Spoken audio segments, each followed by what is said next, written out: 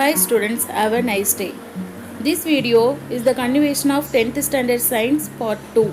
The topic name is Optics. Now let us discuss the formation of images by a concave lens when the object is placed at two possible positions. Object at infinity. When an object is placed at infinity, a visual image is formed at the focus. The size of the image is much smaller than the object's. Next, we move to object anywhere on the principal axis at a finite distance. When an object is placed at a finite distance from the lens, a visual image is formed between optical center at focus of the concave lens. The size of the image is smaller than that of the object. But as the distance between the object and the lens is decreases, the distance between the image and the lens is also keeps decreasing.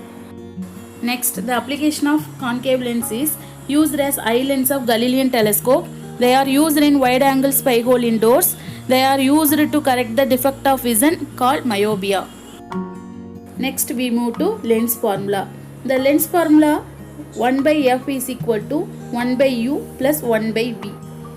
Like spherical mirrors, we have lens formula for spherical lenses.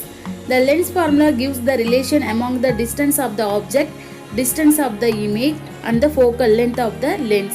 It is expressed as 1 by f is equal to 1 by v minus 1 by u.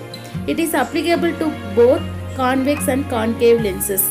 Here, f represented as focal length and u means distance of the object and v means distance of the image. Next, we move to sign convention. According to Cartesian sign convention, the object is always placed on the left side of the lens. All the distance are measured from the optical center of the lens. Next, the distance measured in the same direction as that of incident light are taken as positive. The distance measured against the direction of the incident light are taken as negative. The distance measured upward and perpendicular to the principal axis is taken as positive. The distance measured downward, the perpendicular to the principal axis is taken as negative. Next, we move to magnification of a lens. The magnification of a lens is defined as the ratio of the height of the image to the height of the object. Magnification is denoted by the letter small m. If height of the object is h and the height of the image is h dash, the magnification produced by lens is m is equal to height of the image divided by height of the object is equal to h dash divided by h. We say another one formula, m is equal to v by u. Here v means height of the image and u means height of the object. Next, let us learn about lens maker's formula. All lenses are made up of transparent materials. Any optically transparent material will have a refractive index.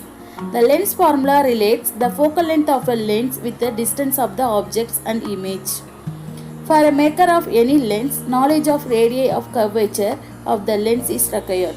This clearly indicates the need for an equation relation the radii of curvature of the lens, the refractive index of the given material of the lens and required focal length of the lens. Already we know that lens formula is equal to 1 by f is equal to 1 by v minus 1 by u. Now lens maker's formula 1 by f is equal to mu minus 1 into 1 by r1 minus 1 by r2.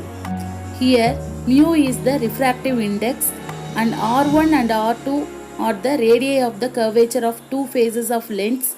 F is the focal length of the lens.